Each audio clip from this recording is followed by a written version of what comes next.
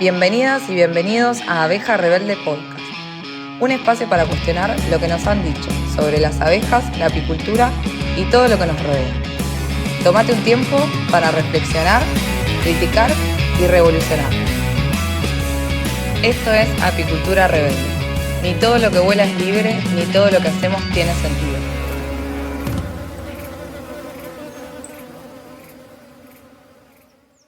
...26 de junio, aquí ahora ya subió un poquito la temperatura, con 4 grados afuera.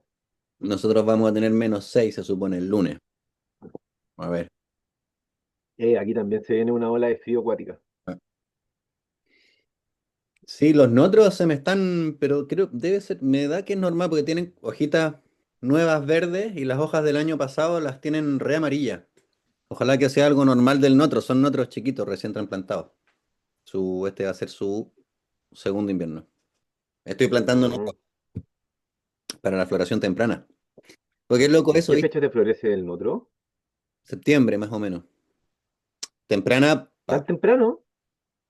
¿eh? Muy temprano. Aquí florece el 30 de octubre, entre el 28 y el 3 de noviembre, florece el notro y el radal. Mira, florece junto con el radal. Que he visto Mm. cada especie, como que algunas son bastante variables dependiendo de dónde. Y pueden ser o no importantes. Yo el notro, por ejemplo, lo tenía como, no le daba mucha bola, porque en los lugares donde yo había tenido abejas no, no agarraban el No hay notro. pesque. Claro, entonces yo pensé, bueno, el notro no es una opción, florece en un momento donde que me vendría súper bien, porque aquí en ese momento no hay nada en flor, pero no lo veía como opción y estuve visitando un apicultor, muy buen apicultor orgánico en Meullín. Tenía las colmenas prácticamente al lado del canal de Chacao, es decir, un clima bastante poco amigable para abejas. Y sin embargo, en primavera temprana las tenía con su doble nido, que había pasado todo el invierno en doble nido, todas con el piso abierto, piso sanitario. Y tenía muchísimo notro, grandes en flor, y era un zumbido increíble. Ático, porque igual la flor del notro es como de. Bueno, igual está la abeja del notro. Claro, pero yo por lo mismo, por la morfología de la flor, pero parece ser que pese a que tiene, es como media larguita, el nectario no está tan abajo, entonces lo alcanza. Si no le hacen hoyo. No. Si no, pero ¿tú crees que la abeja puede? ¿No es el abejorro el que hace eso? Tú dices que la abeja puede porque las mandíbulas no las tiene. Mm, yo tengo, bueno, no sé la flor del notro, pero en la de la consuelda le hacen hoyito al lado. Pero ¿es la abeja la que le hace el hoyo o es otro polinizador que le hace el agujero Mm, o la abeja viene? todos le hacen agujero, pero la abeja le hace hoyo. Mira, Voy a grabarlo este año. voy a tener que plantar unas consueltas para verlo. Sí, consuelda la lleva, Tengo muchas ganas. recomendada. Mm. Hay dos tipos, Y ¿no? el que más atrae la consuelda, parece que sí, pero hay hartos tipos. Pero aquí en Chile parece que anda una dando vueltas. Capaz que Pero el que más atrae es al Daldomi, al Bombus Daldomi. Te llena. buenísimo. Mm. Cuando te dicen que la apicultura compite con los polinizadores nativos, pero cuando tú como apicultor te encargáis también de plantarle las cositas a tu abeja y todo, termináis lleno de bichos. Bueno, ese es un tema bien polémico, Juanpi. A mí una vez bueno, más de una vez en realidad, pero ese ha sido un tema que me han echado broncas bien gordas encima. En una vuelta, es muy pronto para hablar de cosas tan polémicas, porque no nos van a escuchar más. En una vuelta estaba en una reserva privada, Dale, weón. en la selva Yunga, ahí en el norte de Argentina, cerquita de Bolivia, el Pantanoso. Una locura, un lugar impresionante, una biodiversidad de los mil demonios.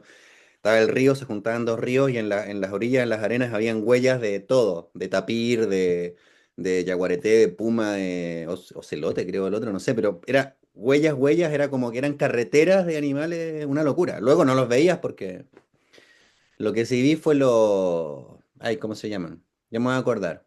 Unos bichitos con unas colas muy largas, anilladas, que andan por la tierra y se suben a los árboles, tipo coatí, un montón de coatí que aparecieron de Yo pronto. te iba a decir ardilla. No, eran coatí, son grandes. Estaban, estaban intrigados por mi presencia. Eh, y bueno, había como una especie de reunión de unos conservacionistas privados que eran financistas del lugar. Y yo caí un poco ahí porque conocía a alguien. Y en una conversa, era una cosa de picaduras de mosquitos, así tenía, era como una frutilla gigante con patas. Y eso que no era temporada de mosquitos. Y había ¿Quién era la frutilla, tú o las todos éramos frutillas. Y yo tenía ganas de tener Raid para echármelo en la cara, ¿sabes? Como, si lo hubiera tenido, me bañado en Raid. Y una de estas personas era como una señora muy porteña, es decir, muy de la capital, así, eh, muy europea, muy rubia, muy blanca, muy todo. Y entonces, digo, no lo digo como una cuestión de discriminación, es como para poner el contexto, porque esta persona, esta mujer, en un momento, un amigo mío le dice, no, y Manu trabaja con abejas y no sé qué, entonces dice, ah, qué bien, y pensaba que se refería a melipona, a las abejas nativas sin aguijón. Sí, porque las meliponas son muy importantes, que por supuesto. Y me dice, no como esas europeas, y pone una cara como de desprecio. Esas europeas invasoras hay que matarlas a todas. Y yo está así como, está viendo un ser humano, para empezar un ser humano, o sea, que yo escuchar a un ser humano tratando a otra especie de invasora, me genera como, o sea, de gatilla? claro, a ver, si hay una especie que no puede, que no tiene moral para, para tratar a otra especie, menos a las abejas, un pinche ser humano, ¿sabes? Y encima ella era como requete contra europea, por último hubiera sido como del territorio, bueno, en fin, y que había que quemarlas y qué sé yo. Y es un tema, lo exótico, lo nativo, lo podemos hablar en algún otro capítulo, es como Ujú. todo lo nativo fue exótico alguna vez, Sí. es, no toda especie exótica es invasora, y, o sea, por supuesto De hecho, te tengo un dato, dale, porque vos cachaste que en el Imperio Británico los weones se traían especies a Inglaterra como loco, imagínate, conquistaron de los imperios más grandes que ha visto la historia. Y estos locos botánicos se traían plantas po, de todo tipo y generaban los jardines botánicos en Inglaterra. Y se hicieron un cálculo, creo que el cálculo lo hace Martin Crawford, que es el loco que hace los jardines forestales en el Forest Garden, que le llaman.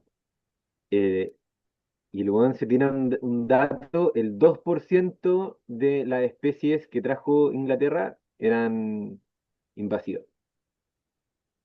en Dos serio, por ciento. Ah, 2%, claro, poquísimo. nada. Entonces, claro, yo creo que hay que tener cuidado, obviamente, hay que cuidar lo nativo, por supuesto, eh, pero tampoco hay que ser fundamentalista. Tendríamos que quemar un porcentaje muy importante de las especies con las que trabajamos. Si dijéramos hay que quemar lo exótico, partiendo por nosotros mismos, porque luego está la escala temporal, es decir, ya vale. ¿A partir de cuándo, a cuánto tiempo atrás, ¿no? Nosotros llevamos 15.000 años, según los descubrimientos más antiguos en América, capaz que más, pero bueno, según los descubrimientos arqueológicos más antiguos, 15.000 años, bueno, entonces, ¿estar hace 15.000 años en este continente nos hace nativos o qué? ¿O seguimos siendo exóticos? Asilvestrado. Silvestrados, claro. Entonces, en el caso particular de las abejas, pretender que las abejas son invasoras a mí me genera mucho ruido porque en todo este tiempo que llevamos trabajando con ellas, yo me doy cuenta lo mismo que tú. Las abejas generan un impacto positivo en el ecosistema en términos de que aumentan la cantidad de fruto, la cantidad y calidad de la semilla, aumenta la diversidad floral porque generan ese impacto en la producción de semillas y eso llama más polinizadores. De hecho, aquí, por ejemplo, yo tengo mucho maqui, mi temporada arranca con el maqui y hay una abejita nativa, la abeja del maqui, y cuando los maquis están en flor, por cada 90, yo tengo varias, muchas abejas, y por cada 90 nativas veo 10 melíferas. Eso no quiere decir que si es que tú no llenas un lugar, si tú saturas la carga de un ecosistema con abejas, obvio que van a generar un impacto negativo. O sea, si tú llegas e instalas 300 colmenas todas juntas, claro, va a ser un desastre para las propias abejas, incluso porque no hay recursos para todas. Y van a obviamente generar un desplazamiento de otras especies que están en menor número, pero eso ya no es un tema de la abeja melífera, no es la naturaleza de la abeja melífera, es la naturaleza ambiciosa de un apicultor que no sabe medir capacidad de carga y te satura un ecosistema de colmena, pero no es la abeja el problema. Claro, y ahí quizá esto sea como para introducir el capítulo de hoy, lo que vamos a estar hablando un poco, que tiene que ver con conectarlo con el capítulo anterior y hablar de esa ignorancia que hay detrás de la apicultura Mm, convencional o tradicional, eh, que podría ser, por ejemplo, el instalarse por un apiario con claro. 100 más colmenas al lado del otro apicultor que tiene otras 100 más colmenas y sobresaturando el ambiente. O sea, ese tipo de prácticas hasta hace poco han sido reguladas, pero que nosotros como apicultores naturales regenerativos, de alguna forma ya hemos estado como seleccionando ese tipo o hemos notado, ¿cierto? Mira, hay una capacidad de carga X, digamos 50 por el ambiente que un apiario debería tener, y entonces se considera eso en un manejo para estar como con esa convivencia con el ambiente. Tal cual. Yo, en ese sentido, quería preguntarte, para que empecemos aquí ya el capítulo, quizás partiendo con la historia, po. Así mezclar un poco esa historia nuestra de cómo empezamos a ser apicultores y cuál ha sido como esa experiencia y cuáles han sido también los desafíos, no sé, cómo se ha vivido partir con esta apicultura que en cualquier libro encontráis la tradicional, convencional, y en ningún lado, o es muy difícil, llegar a tener esa info sobre otras formas de hacer apicultura. Quizás Ujú. una vez que te adentráis ya más en la apicultura, uno empieza a encontrar más cositas, pero de principiante, no sé, pues, ¿cómo fue para ti esa, esa experiencia, esa empezada? Yo creo que tuve mucha suerte en una cosa. Yo tuve un primer profesor de apicultura, una primera persona como que me mostró este mundo. Y a partir de ahí nunca más tuve profesores de apicultura. Te digo, ni siquiera leía libros de apicultura, porque cada vez que leía la cagaba. Porque toda la información que había era convencional. Y no estaba fundamentada en la observación realmente sobre la naturaleza de la colmena y sus comportamientos, sino que estaba fundamentada en, si te soy sincero, todavía no sé muy bien en qué estaba fundamentada. En como verdades autofundadas en sí mismas. eh, Maximizar la producción de miel, yo claro, creo. Eso es como finalmente lo que nos mueve. nos mueve maximizar, pero igualmente si es que tú haces un buen manejo respetando la colmena, vas a obtener como consecuencia una buena producción de miel.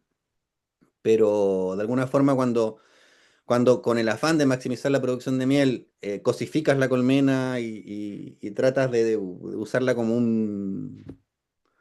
no sé, como un barril del que abres una llave, ¿no? Mira qué curioso, mira qué curioso. Flow Hive, ¿cómo se llama? La colmena esta de los australianos. El honey flow. Eso.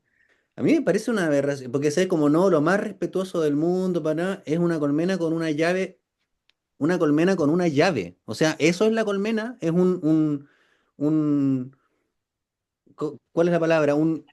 Mira, yo voy a hacer un, te voy a Una decir una cosa. cosa que tú Yo en ese tiempo, abres yo como tengo ponerle a uno. una vaca una llave para sacarle la leche. ¿Me estás jodiendo en serio? Y eso es natural y ecológico y fantástico.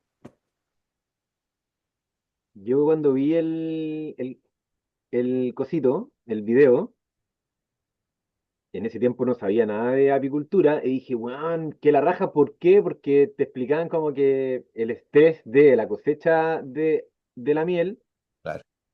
y que es cierto, ¿cierto? En las cosechas convencionales, no sé, pues de repente metí el cajón adentro nomás con toda la abeja arriba del camión y se van nomás. Sí, hay unas prácticas que son horribles. Claro, y ahí en el proceso mueren no sé cuántas abejas y le meten humo como loco y te dejan así, no sé, pues, las abejas sin comida peleándose entre ellas y estos locos se van con toda la miel. Entonces ahí, cuando te mostraban eso, era como, wow, esto es lo más natural que puede haber. Y en ese tiempo yo venía de Australia y me lo compré, pues, lo tengo ahí. ¿En serio? Ah, no me lo mostraste. ¿Ah? Lo tienes escondido, que no lo vea nadie. Te lo mostré, cuando viniste, te lo mostré, pero No claro, lo vi. porque claro, es un cajón normal y es solamente el cajón de la miel el que es como en la innovación. Claro. Pero no me ha ido muy bien con ese. De hecho, no he logrado cosecharle bien. Ahora imagínatelo a un nivel Pero productivo, en un campo con 40 colmenas y 40 llavecitas abiertas. no, pues que es un hobby, po. El público objetivo era eso, pues era un apicultor principiante que no te va a tener 1.000 colmenas, porque bueno, es carísimo. No, además. Yo me siento estafado ahora que lo compré, po. Mm. La Rina, mi pareja, siempre me lo recuerda, así como, vaya a cosechar la weá este año, ¿no? Porque, weón, ¿cuánto pagaste por la weá? ¿Cuánto pagaste? Una pena, me siento. Pero bueno, está ahí. Es bonito. Eso es lo que lo hacen, ¿no? Pero lo venden carísimo, o sea, te estamos hablando de 400, 500 lucas. Wow. Claro, es que es un error diagnóstico ese como muy, muy frecuente, ¿no? El problema es la herramienta, es como que, como el problema Y es las celdas son de plástico, ¿cachai? horroroso. Y son grandes, como la del zángano, para que me dan más miel. Y ahí la llavecita, se abre la celda, pa, y cae la cuestión. Igual es loco. Claro, pues si tienes una miel de alta densidad o un mielato medio denso, ya no fluye como en los vidrios. No, cagaste. Claro. Mm. Sí, Pero bueno, sí, pasa mucho eso, que se quieren solucionar problemas que en realidad no existen.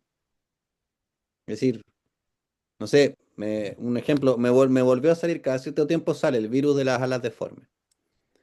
Como no, es un problema el virus de las alas deformes, muy peligroso, se descubrió esta innovación para tratar el virus de las alas deformes.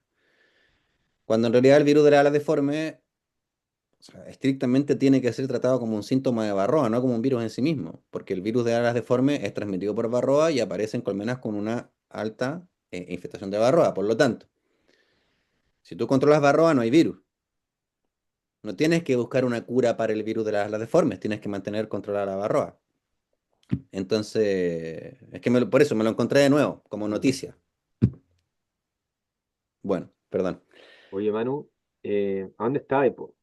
Estaba abriendo un barril y ahí viajamos a Australia con el Honeyflow. Estaba abriendo un barril. Sí. Est- Estaba, eh, estaba buscando una actividad productiva en el campo que me permitiera vivir en el campo y no tener que ir a vender mi mano de obra en la ciudad. Había decidido abandonar la universidad, de hecho mis estudios formales no los llegué a acabar. Y en ese camino me encontré con la apicultura por una cuestión absolutamente circunstancial. Yo ni siquiera comía miel. No, no comía miel. Y la miel no fue mi motivación tampoco. Mi motivación fue la fascinación que me provocó este animal, este organismo tan extraordinario, tan complejo. Eh, Cuando decidí tomar un cursito que era para apicultores, era como un curso de técnicas para mejorar la producción apícola, un curso para destinado a productores, y yo, ni idea. Y tuve la fortuna de que el señor que hacía este curso, que era muy, muy cargado a la teoría, muy teórico y mucha clase, es decir, bueno, él tenía, no sé, 70 y pico de años, que era como este típico apicultor de 40 años de experiencia y qué sé yo. No era orgánico siquiera, pero manejaba conceptos de apicultura orgánica, pero él las había observado mucho, entonces transmitía muchas observaciones acerca de los comportamientos de las abejas. Y eso fue lo que me trastocó, es decir, fue como un asombro muy grande. Fíjate que yo había estado estudiando sociología, eso fue lo que no terminé, estudiando los comportamientos de la sociedad y me aburría, pero sin embargo los comportamientos de las colmenas me fascinaron. Y entonces, si bien él no tenía, no me entregó como mucha información acerca de cómo poder manejar orgánicamente las colmenas, sobre todo el control de varroa y todo eso, sí como que me abrió la puerta hacia los comportamientos.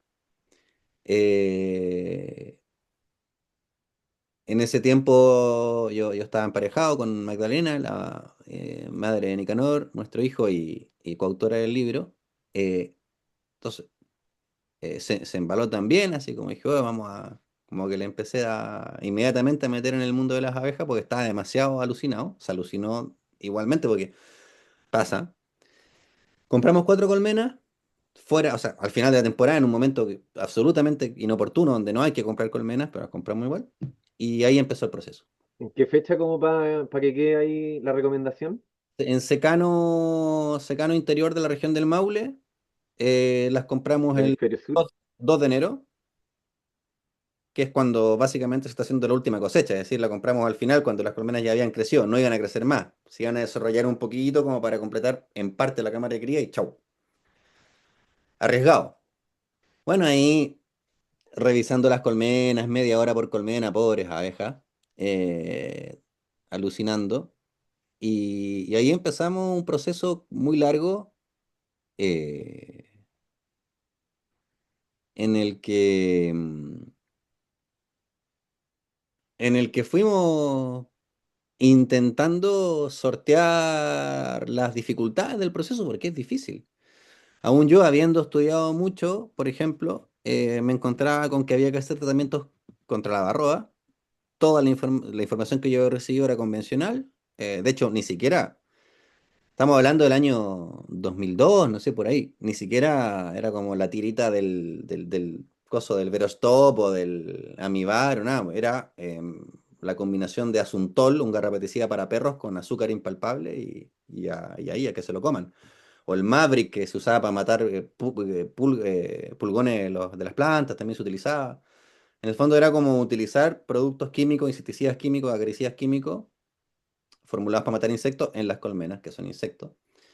Entonces, por una cuestión de filosofía de vida y de, mm, y de convicción y de sentido común, yo no quería aplicar eso, pero no tenía las herramientas para aplicar otra cosa. Entonces fue un camino largo de ir buscando la poca información que había disponible en ese momento, eh, probar, perder colmena, seguir probando, seguir perdiendo colmena. Fueron varios años de prueba, error, experimentación. Y llegó un momento en que, al cabo de unos cuantos años, en que decidí que ya no iba a leer más nada en Google. Mm. No iba a ver más tutoriales de YouTube porque me di cuenta que de cada cosa habían 25 fórmulas distintas, todas decían que era fantástico y finalmente en la práctica no resultaba tan así. No sé cómo fue en tu caso, si tú arrancaste con mejor información, si ya arrancaste con una formación en apicultura orgánica, ¿cómo? Mira, ¿por dónde empiezo? A ver, quizás el contexto es que yo igual ahí cuando decido comprar la abeja es porque estoy practicando permacultura, llevo un año y quiero aumentar la producción de hortalizas a través de la polinización, ¿cierto? Que dicen que con abejas te aumenta tu producción en un 20-40%. Entonces, tener abejas dentro del campo era como la cosa, ¿cierto? El objetivo. Que eventualmente terminó como dándose vuelta, fue como, no, ahora, porque terminé mucho más interesado en las abejas que en las zanahorias o en las lechugas. Claro. Eh, pero compramos dos y también por permacultura y agroecología y agricultura orgánica, obviamente queríamos que trabajarlas de manera orgánica y aún así igual me leí dos libros. ¿Cuál es? em, típico, típico libro, un libro gringo que era como Beekeeping for Dummies, que era como apicultura para tontos.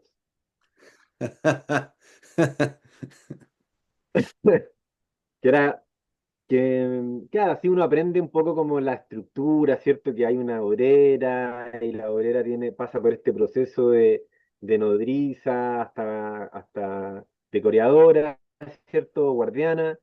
Que igual era interesante tener la perspectiva de ese como comportamiento, ¿cierto? Y las distintas funciones que van cumpliendo a través de la vida. Igual es bacán aprender, pero hasta ahí nomás, po. Después, ¿qué te enseña, cierto? Como que ya, se llenó abajo, entonces ahora pasa para arriba y deja la tarea y eso es cosecha. Pon la celda excluidora de reina para que la reina no suba, ¿cierto? Porque si sube va a poner huevo y eso no lo vaya a poder cosechar. Y ahí empieza como toda esta lógica que tú decís, pero ¿por qué voy a poner algo? Si la abeja quiere subir, ¿por qué le tengo que excluir? Como que uno se pone como esas dudas. Luego la torta proteica, que esto hace este preparado con huevo y no sé cuántas cosas. Ya, po, ¿cachai? Porque me lo dicen. Claro. Y luego me leí también un manual de INDAP de la Universidad Católica de Chile, que también tenía un poco eso, y esa era como mi Biblia en un principio. Esa Biblia me mantenía en un 80% de mortandad anual. Una cosa poca.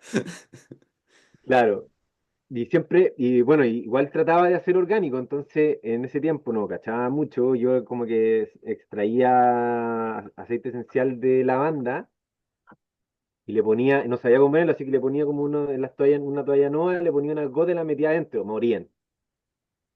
Y la única que sobrevivía era la que le metía Verostop, Mm, que, porque, claro, porque uno aprende ya que hay que matar a la barroa, si no la barroa te gana. claro. Y estáis comprando no como una abeja ya, porque uno dice, ya sí, porque tiene que resistir, nada, estáis comprando una abeja que es como no sé, dependiente de Casi zombie. productos, por lo tanto. Por lo tanto, sí, pues, me pasó a mí que fueron 2 años, 3 años, casi 3 temporadas sí, 3 temporadas al final, porque cuando nos conocimos, nosotros, tú y yo, ya era la tercera temporada, fin de tercera temporada, o sea, era febrero de aquí del sur, ya era, y aparte un febrero sin ulmo, para variar, lo que iba a comenzar, el comienzo del desastre de los siguientes años, que el ulmo ya hace lo que quiere. Sí, yo con el Ulmo no cuento nunca. Em, Pero ese fue, pues yo tenía una tasa de mortandad brutal, 80% de era mortalidad. horrible. Sí, yo había sacado un proyecto, me acuerdo, y me compré después, ya estaba, compré dos, se me murió una, sobrevivió la que tenía Verostop. De ahí al otro año saqué, compré otras dos, se me murieron tres, quedó una. Y de ahí al otro año saqué un proyecto, llegué a 9, se me murieron 8. Y así. Tremendo. Y ahí nos conocimos. Yo tuve, sí, me acuerdo, en el fondo me contrataste por una asesoría. Sí, pues era mi fondo, capacitación del fondo. Sí, estuvo divertido porque yo miré en el mapa, tú me explicaste más o menos dónde era y dije, bueno, todo el día de viaje. Fueron casi 2 días. Había que, había que tomar un ferry. Cuando yo llegué, el último ferry se había ido. Tuve que montar campamento a la orilla de la laguna Tahuatahua, muerto de frío. Para el otro día seguir, cruzar la laguna, meterle camino, gritar aló, y para que saliera un señor, una señora que me dijera sí, hable con tal, para que me cruzara el río en el bote y caminar 1 hora. Te fuiste bien lejos de Sí, los chocolates de Juan Pi. sí, me fui lejísimos. Oye, sí, Pero me hace pensar se también, presta para... Dale tú. no, que me hace pensar en todo ese proceso inicial, que a mí, no sé, la primera vez que quise poner láminas de cera en el marco. Estuve 1 hora con una lámina, echando puteadas, desesperadísimo, porque tenía que poner docenas y docenas de láminas y en una todavía no podía pegarla, porque me había visto unos tutoriales también. Yo creo que a partir de ahí me volví un enemigo acérrimo en los tutoriales y yo nunca más vi ningún tutorial, pero de nada, de nada. Entonces tengo el Californ malo hace 6 meses y me niego a ver un tutorial y ningún gaffiter maestro quiere venir para acá porque estoy muy lejos. Así que bueno. Creo que voy a tener que verme un tutorial después de todo. Pero ahora los tutoriales están buenos. Sí, han cambiado. He hecho algunos. Hay más diversidad, hay más diversidad. Y la primera vez que coseché también, cualquier cosa con la centrífuga, hasta el otro día, un desastre. La primera vez que trasladé un apiario, un desastre. O sea, no fue tan terrible, pero me demoré 1 millón de horas. Pero claro, esas son cosas que se van aprendiendo con el camino, con el oficio. Pero el tema que mencionas tú de la barroa era lo más complejo, porque no podías, si te equivocabas con la barroa, era un 80% de mortalidad o más. Em, a nosotros nos pasó que fuimos finalmente probando distintas formulaciones con ácido fórmico, ácido oxálico y timol en un principio. Timol ya no usamos más hace mucho tiempo. Distintas concentraciones, distintas dosis, hasta que empezamos a encontrar un estándar y generamos unos protocolos que sabíamos que funcionaban bajo ciertas condiciones y en determinadas fechas. Entonces, en el fondo, todo ese proceso fue en base más que nada a la observación de la propia colmena, que es una de las principales características que puede distinguir a la apicultura regenerativa. Em, Mm. Hicimos con 4 colmenas, llegó un momento en que manejábamos 500, ahí entró la loque americana, nos pilló desprevenidos, fue un desastre. Yo luego me mantuve mucho tiempo con 50 colmenitas bien mantenidas, hasta que vino una nocema seranae muy fuerte también, que yo mismo generé sin darme cuenta. En el fondo, todos esos problemas que se te van presentando, te dan la oportunidad de poder entender cuáles son los procesos que gatillaron una condición que permitió que proliferara una patología, por ejemplo. Eh, Claro, pero porque tú tenías esa visión de la vida, porque al final lo puedes comparar como con la medicina convencional. claro, Tenés fiebre, te tomáis un paracetamol nomás, y vamos. claro, tal cual, que va a atacar un síntoma. Y con apicultura pasa absolutamente eso. Es decir, dejemos un lado arroba, dejemos un lado acariosis, concentrémonos en los virus, las bacterias y los hongos. Son microorganismos que están ahí, que está la espora, que están latentes y que requieren una determinada condición para manifestarse a través de un síntoma. Y en el fondo, si nosotros entendemos la colmena y entendemos la naturaleza de estos microorganismos también, cuáles son sus necesidades, cuáles son las condiciones en las que proliferan, podemos evitar que se generen esas condiciones. Y eso eso es lo que te da la comprensión. No es la Loki americana es esto, se ve así y se mata con esto, ¿no? Es importante entender cuál es la condición para que surja. Entonces tú tienes que atacar el microorganismo, por supuesto, pues está, y te está jodiendo, pero también tienes que resolver la condición que está permitiendo que ese microorganismo se desarrolle. Atacar el microorganismo, resolver la Sí, pues a condición, mí, es lo que te permite una recuperación.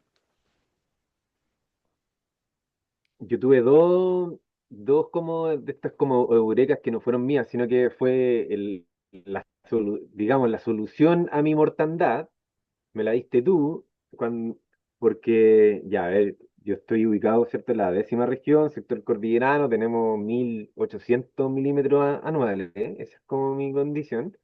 Invierno largo a morir, ¿cierto? El invierno empieza como a mediados de abril, mayo y termina en septiembre, ¿cachai? Septiembre y la primera floración a fines de octubre. Y yo destapaba la colmena en octubre o en septiembre y era mojada po, por dentro, agua, ¿cachai? Hongo. Eh, y entonces yo pensaba, se muere por varroa, porque igual ignorante pensaba, y le metía Verostop, igual moría, pero no, pues era, no sé,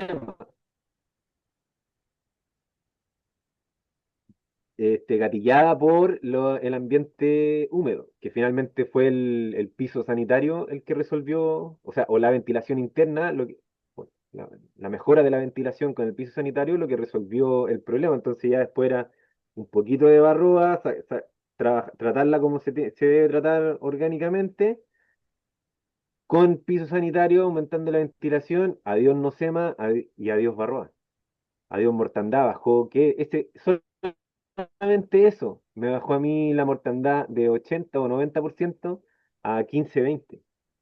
Y ahí Sí, me mantengo desde ese momento. bajaste la mortalidad de 80% a 20% solo por mejorar las condiciones de ventilación. Claro, ¿Viste? tiene que ver como con ese, cambiar un poco no era el manejo, no era moverla de aquí para allá, no era nada, era solamente un piso. Resolviste la... Claro, igual hay otras cosas. Siento que progresivamente uno se va dando cuenta, como el tema, que ahora lo veo, porque como el invierno es súper largo, cuando se me mueren a mí las abejas, ese 20% de mortandad es debido a alimentación, se mueren de hambre. Y es porque, claro, dejaba o muy poca miel, o a veces es porque es tan frío que se comen toda la comida y no alcanzan a tener, porque mi mortandad mayor era como en esos días, como la transición entre invierno y primavera. Que ya se han... Ahí se me morían antes las abejas. Claro, Claro. Entonces ahí viene como aislar, ¿cachai? Aislar la colmena. No sé, esas eran otras cosas que no te la dice nadie, al final. nunca. Sí, nosotros nos dimos cuenta de la importancia de ir a la colmena estando ya en el sur. O sea, estábamos acá en el sur. eh,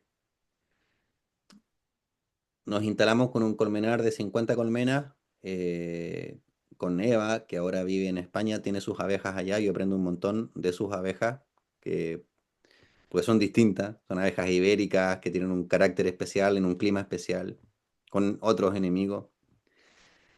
Cuando nos instalamos con las abejas acá, eh, pasó que cambiamos el ecosistema.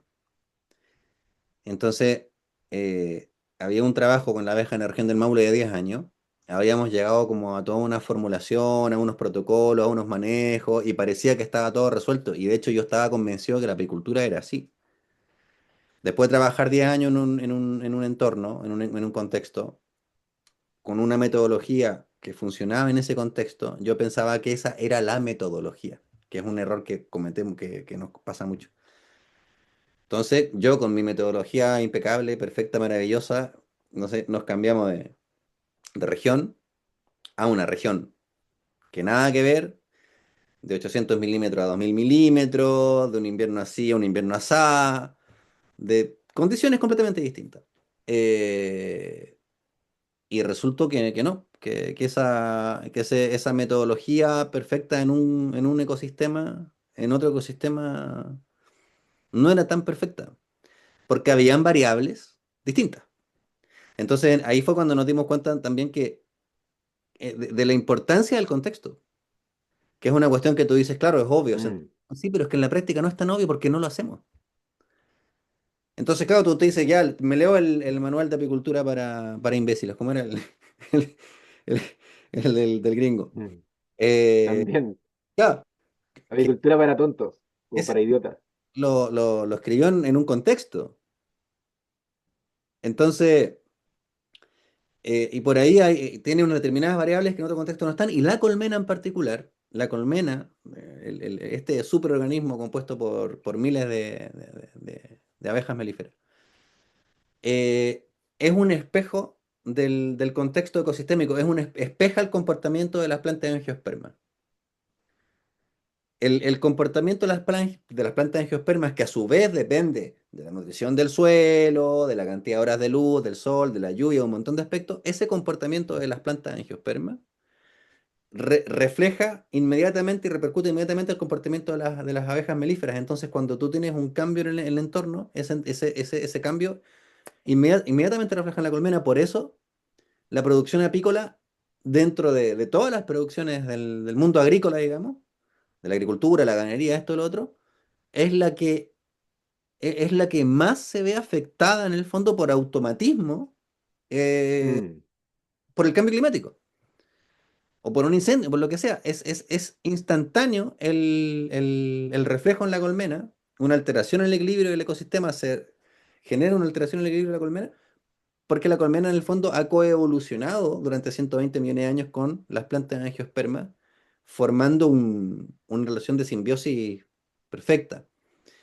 Eh, Claro, la correlación es impresionante, pues. Tú, si sí, lo viese en un gráfico, ¿cierto? Sería como florece y entonces la población aumenta.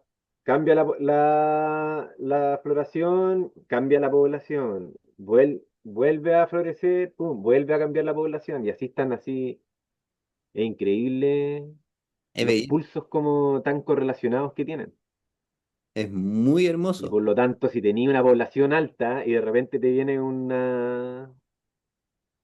cambio drástico, como un incendio, es brutal.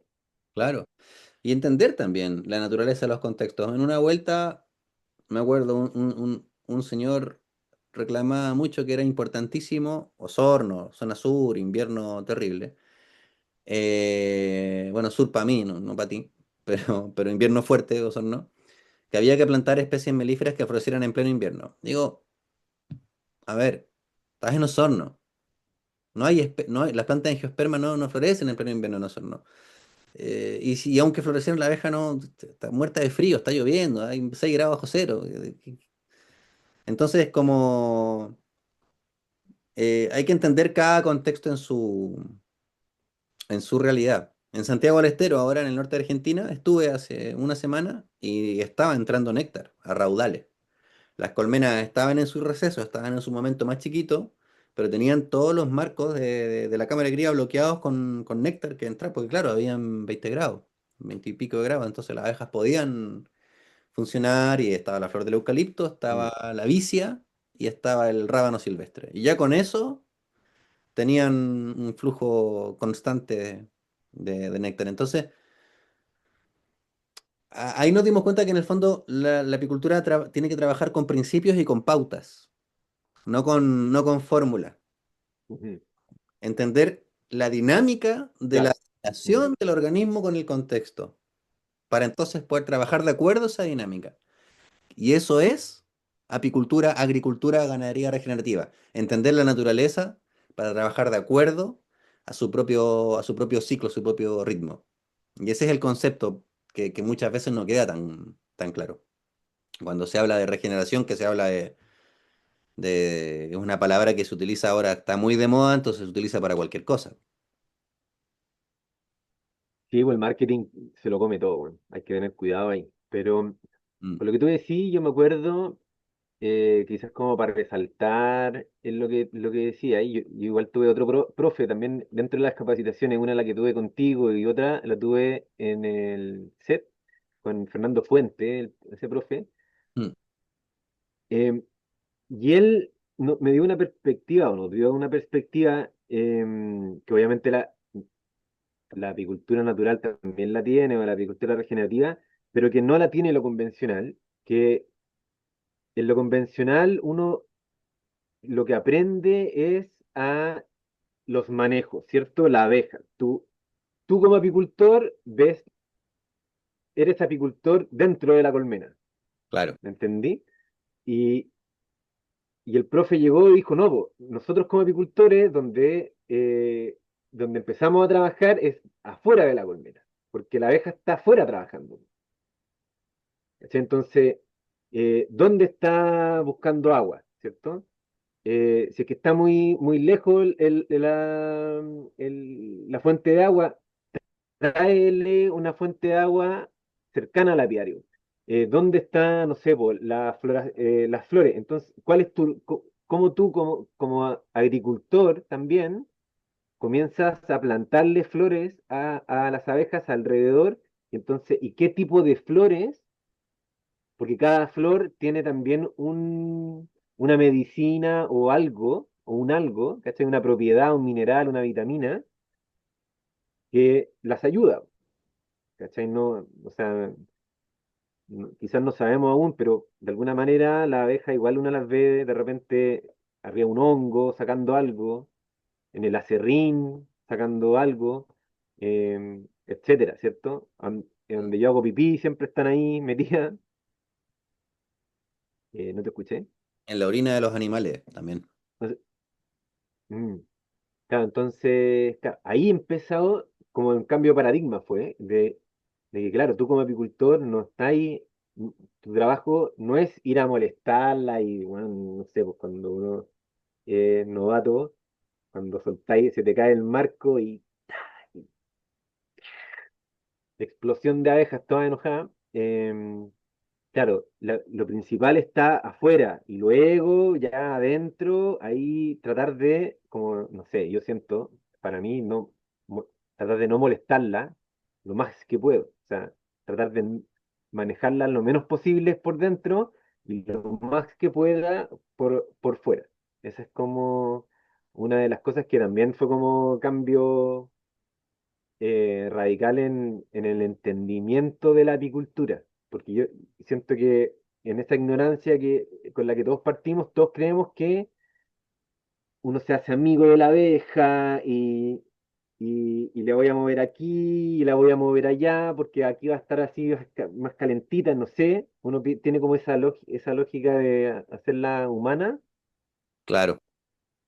em, Y yo lo que creo ahora es como, no, la abeja lo único que quiere es como, ya este weón ya abrió así, déjanos tranquilos. Sí, sí, sí. Muchas veces mientras Mi, más... mi pro- mi Ah, profe decía, ¿eh? Mi profe decía que era como, ya por cierto que ella se mantiene en 37 grados, qué sé yo, 36, 38 grados promedio por dentro, entonces están ahí en un movimiento constante de mantener su temperatura, que un poco lo que nos pasa a nosotros por dentro, ¿cierto? O sea, nosotros también nos tenemos que mantener a 37 grados y de repente llega un loco y a ver el techo y mi profe era como, y es como que tú llegáis con un bisturí y te abren y te empiezan a revisar. Ah, mira, ahí está el órgano, ya está bien, está bien. Ah, mira, ¿y cómo está este por ahí? Nada, ahí también está bien.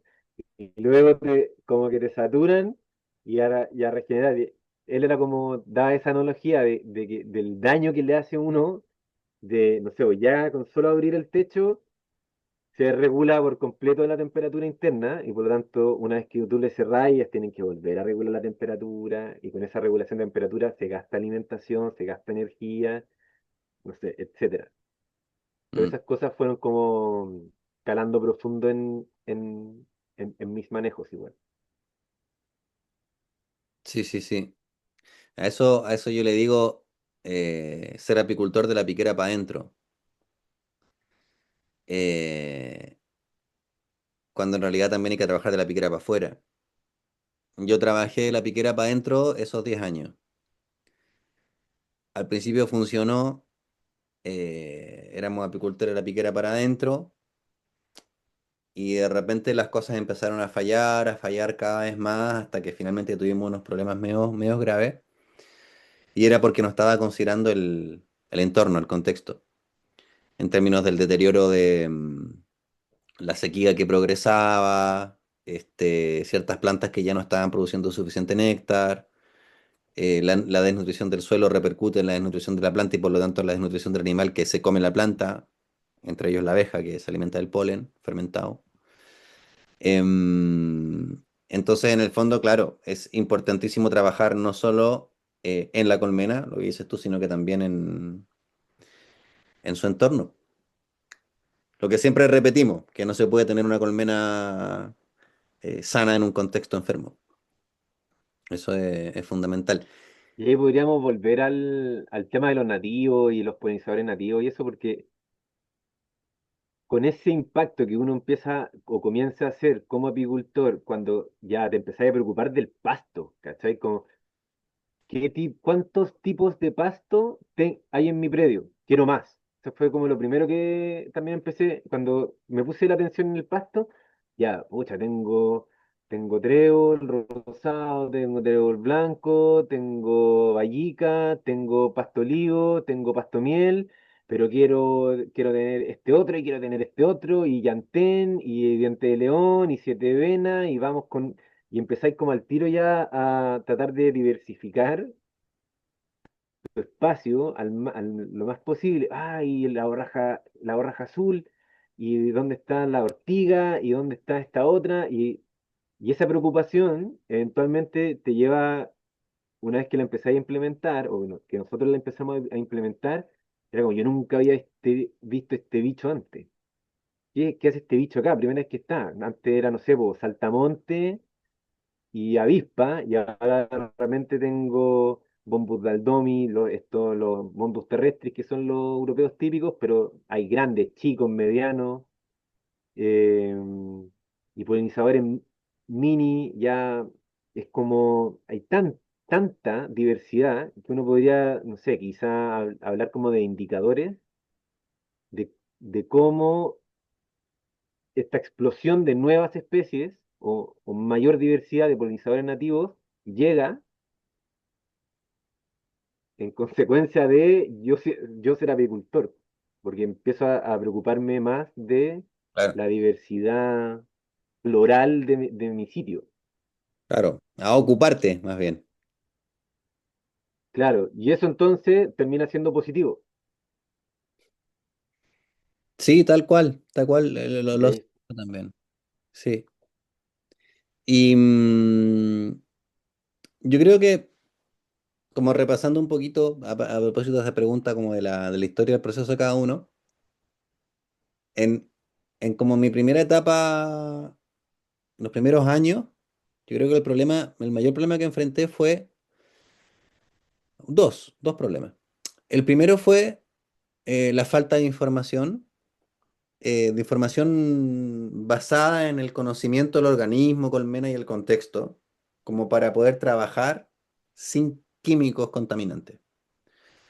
Eso, por un lado estuvo lindo porque me permitió descubrir muchas cosas y como desarrollar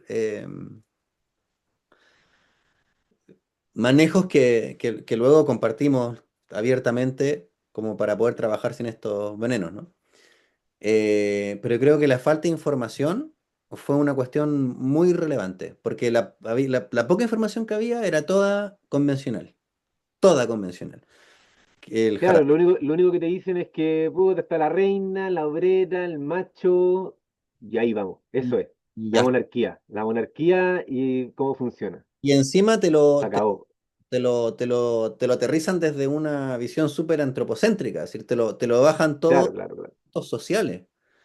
Entonces empezamos a entender a la colmena como una sociedad, pensamos que trabajamos con la abejita, cuando en realidad lo que trabajamos es con el animal entero. Empezamos a hablar de casta, cuando en realidad son órganos que cumplen funciones orgánicas, no son castas porque no es una sociedad. ¿Sabes? Como que toda la construcción, toda la construcción lingüística a través de la cual entendemos y explicamos la colmena, está re mal. Por eso es que nos equivocamos tanto. O sea, todos, ¿no? Claro, o sea, quizás está bien porque igual ya uno puede generar la analogía y decir, ah, ya, así funcionan como las distintas como patas, brazos, manos de la abeja. Pero falla, esa explicación falla en darte el real funcionamiento y cómo tú entonces debieses como manejar a partir de entender cómo realmente funciona la abeja, no que simplemente son obreras y vamos, Yo creo que ¿cierto? Como que, ¿en qué sentido falla? Principalmente, falla en el concepto de individualidad. O sea, si es que tú consideras a la abeja como el individuo, no hay manera de que lo puedas hacer bien a largo plazo. Porque la abeja mm, tiene existencia propia, o sea, la abeja vive 4 semanas, 6 semanas en verano, 4 meses, seis como meses. una célula.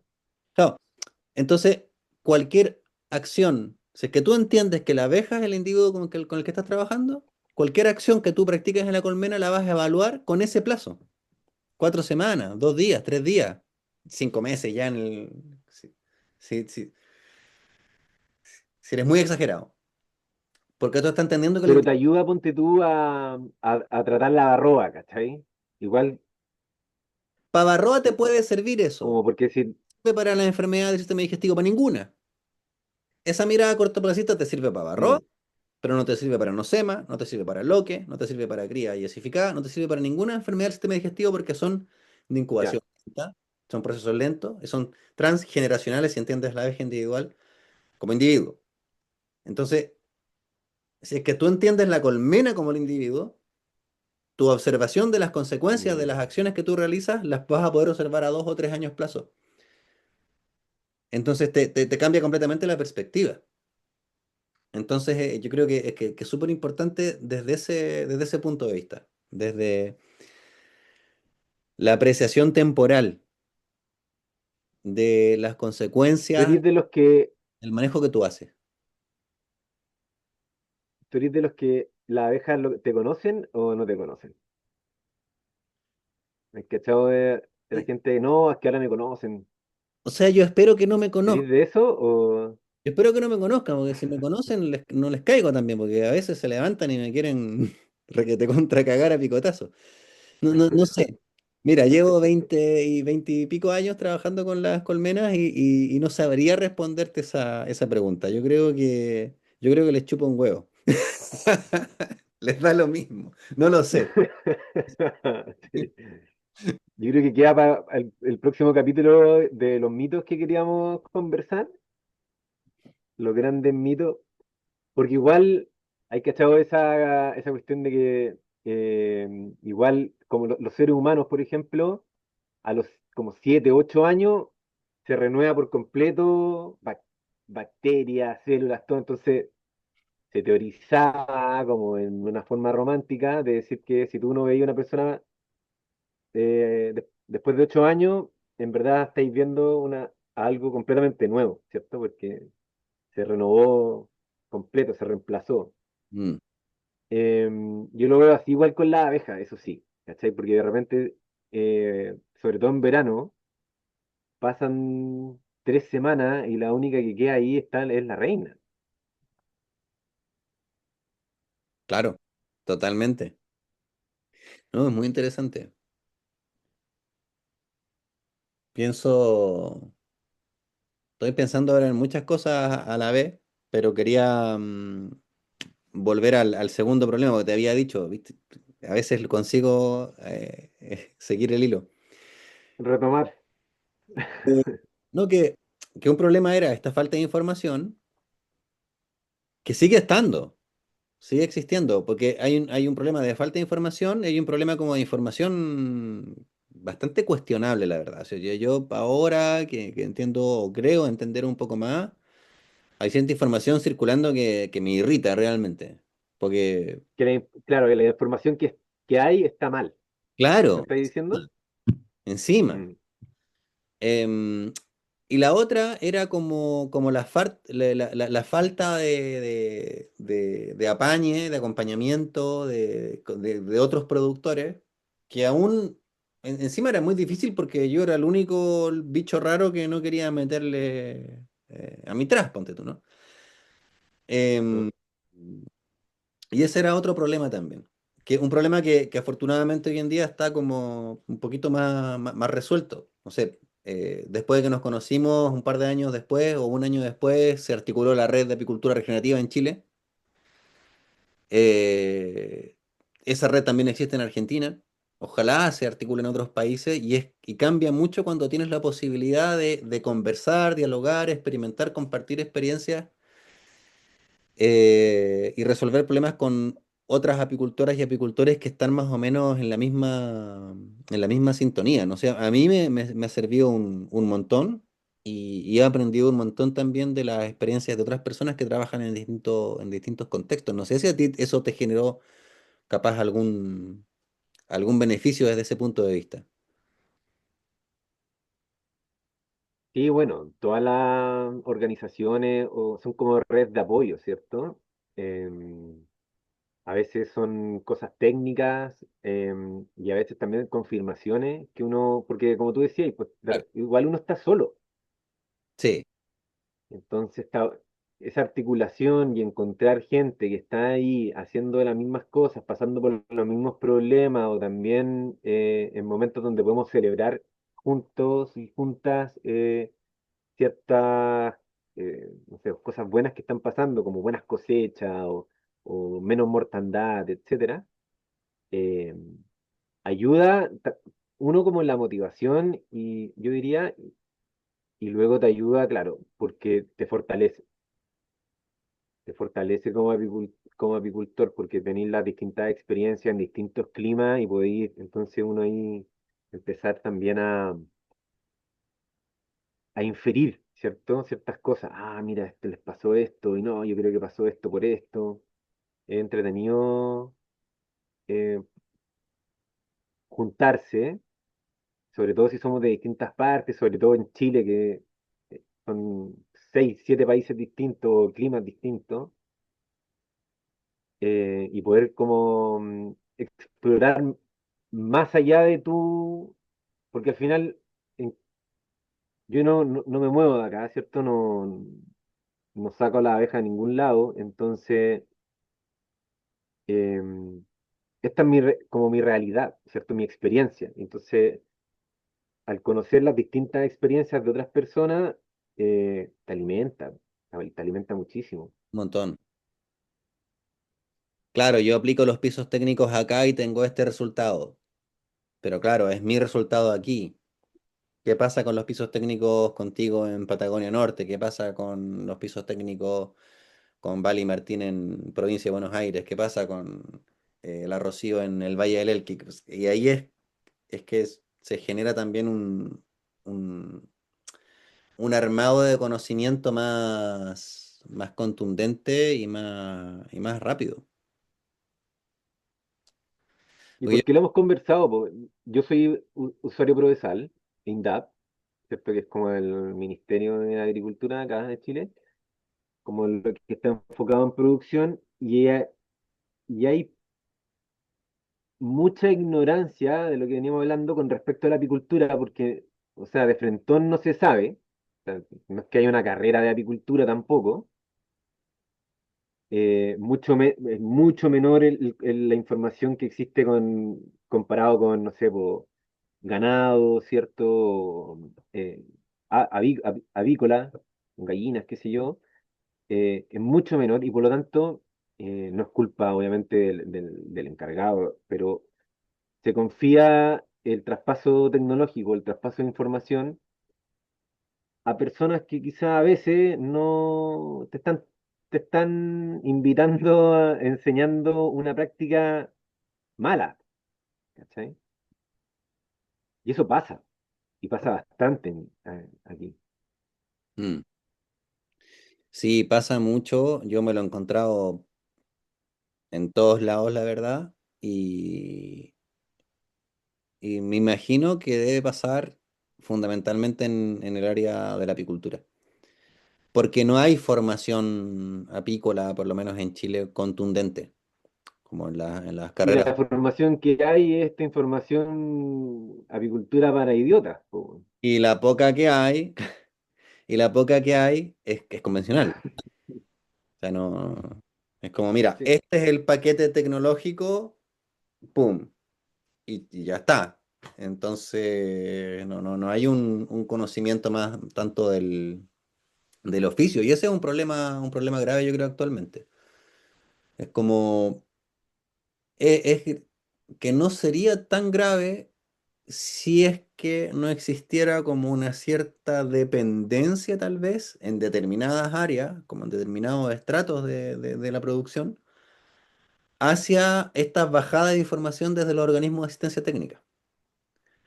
Porque sí existe mucha dependencia eh, y, y no hay como un cuerpo técnico bien orientado, bien formado para generar este asesoramiento. Por lo menos en Chile y en otros lugares he visto que por lo menos sí, que sí hay un cuerpo técnico bien orientado, bien formado, pero convenciona la muerte. O sea, te meten el azúcar por las orejas y en la mitra por la nariz y es una cosa muy, muy bestia. Están muy formateados en esas líneas. Entonces, ahí hay un desafío importante para pa este momento, creo yo. Como poder generar un cuerpo de conocimientos y de experiencias desde la agroecología o la agricultura regenerativa, la apicultura regenerativa, para ser compartido a todo nivel con productores de distinta escala, porque al final son metodologías, son herramientas y técnicas que son absolutamente replicables, es decir, son apropiadas y apropiables. Entonces nosotros ahora, los últimos 2, 3 años, Ujú. estamos trabajando mucho con microbiología.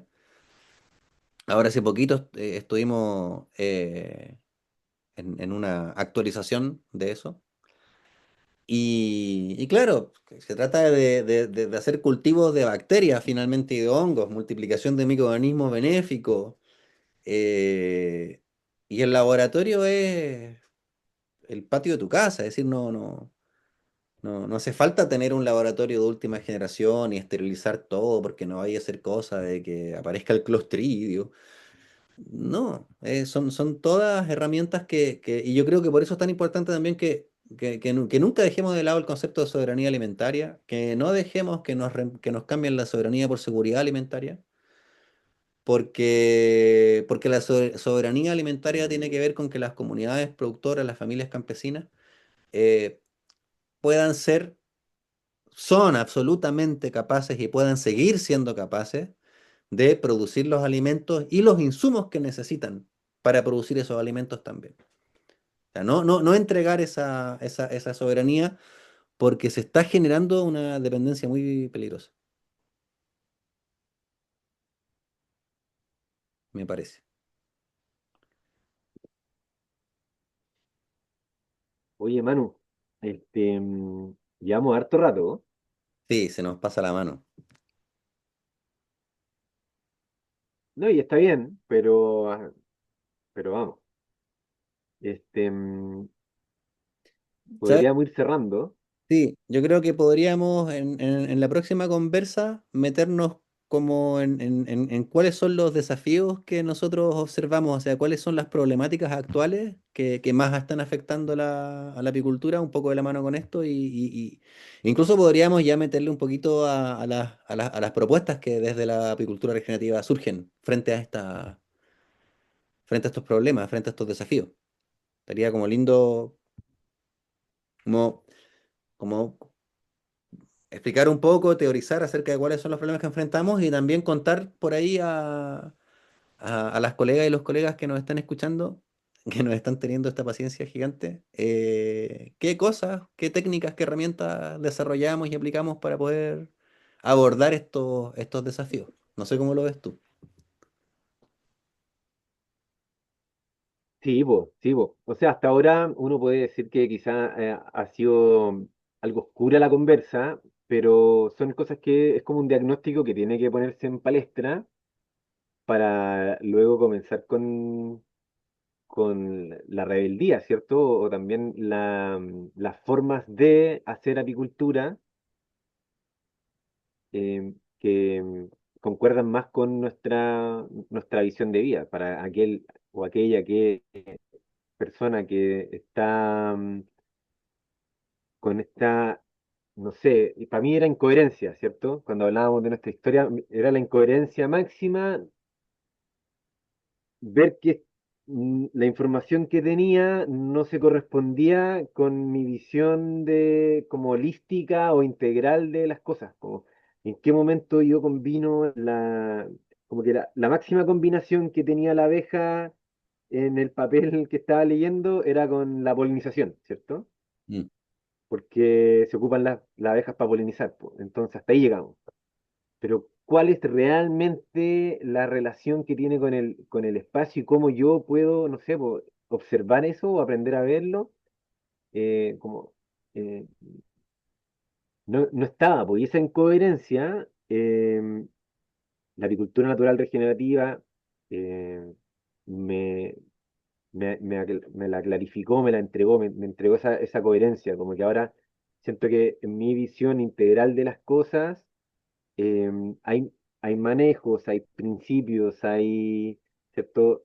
Tantas cosas dentro de este sistema de apicultura que hace sentido, que me hace sentirme bien ya con el ser apicultor. Y creo que en los siguientes capítulos, en estos desafíos ya, y también en lo que va por delante, vamos a poder ir desmembrando, desglosando distintas cosas que van a ir ayudándole a la gente y también a aprender más de esto, porque tiene que ver también con el consumidor, ¿cierto? O la consumidora Mm. de la miel, que finalmente no ve el esfuerzo que hace un apicultor en salirse como del sistema de la apicultura convencional, y entonces eso finalmente igual se refleja en un kilo de miel de 3.000 pesos y un kilo de miel de 6.000 pesos. Sí. Sí, podemos hablar mucho de eso, y es el sentido común. O sea, hay que ponerse a pensar en eso, es decir, la colmena es un superorganismo que está conformado por insectos. La varroa es un parásito que hay que controlar, porque si no, si tú no lo controlas, claro, se te va toda la producción al carajo, se te mueren las colmenas. Pero cuando le metemos flumetrina, le metemos amitraz, le metemos cumafoso o fluvalinato, hay que entender que esos son insecticidas. Son insecticidas, químicos, tóxicos, contaminantes, venenos que están formulados por la industria para asesinar insectos, para matar insectos. Y las abejas son insectos. Cuando nosotros le metemos esos insecticidas adentro de las colmenas, estamos, claro, vamos a matar varroa por un tiempo porque después van a generar resistencia, pero también vamos a estar generando un daño importantísimo a nuestras propias colmenas y vamos a estar produciendo miel envenenada. Porque la miel absorbe y retiene todos esos elementos que son químicos tóxicos. Y nosotros, lamentablemente, en nuestra cultura actual, en esta etapa de la humanidad, que es de este porte chiquita, 100 años, naturalizamos comer veneno. Naturalizamos comer veneno. Y eso mismo que mucha gente, tú te vas a una tienda orgánica de alimentos agroecológicos y todo es agroecológico, todo es orgánico, todo está sano, menos la miel. Entonces, la miel que se vende en la mayoría de las ecotiendas, de tiendas de alimentos orgánicos, son mieles envenenadas, son mieles con químicos tóxicos. Y es gravísimo porque los consumidores piensan que la miel es saludable, es sana y te hace bien solo por el hecho de ser miel y no sospechan que la mayoría de la miel en el mercado nacional está envenenada. Y Ahí mucho. me van a odiar algunos apicultores, ¿eh? Sí, pero es que lo hacen con mucho cariño también. O sea, yo creo que ningún apicultor le aplica amitraz a sus colmenas porque quiera matar a las abejas o dañarlas o porque quiera envenenar la miel. Lo hacen porque quieren cuidar a sus abejas y quieren que no se mueran. Pero es que lo que pasa es que nadie les está diciendo el veneno que es el amitraz. No se lo están Yo en, diciendo. en estas conversaciones con apicultores del curso que tomé con el profe Fernando, eh, algunos apicultores decían, bueno, yo he vendido 10 años, he estado vendiendo miel natural, aplicando todos estos químicos, po. Porque natural era no patearla con azúcar nomás, por fructosa. Claro, no adulterarla combinándola con otras cosas, pero es que hay una adulteración Claro, entonces básica, no era eso. claro, que es la adulteración que se Lo que genera hacía, es un químico contaminante dentro de la colmena, adentro, con las abejas ahí alrededor. Entonces yo lo que digo es, ¿con qué cara nosotros vamos a reclamar al fruticultor y le decimos, señor fruticultor, ¿cómo se le ocurre meterle insecticida a los frutales en flor? Va a matar a las abejas. No lo haga.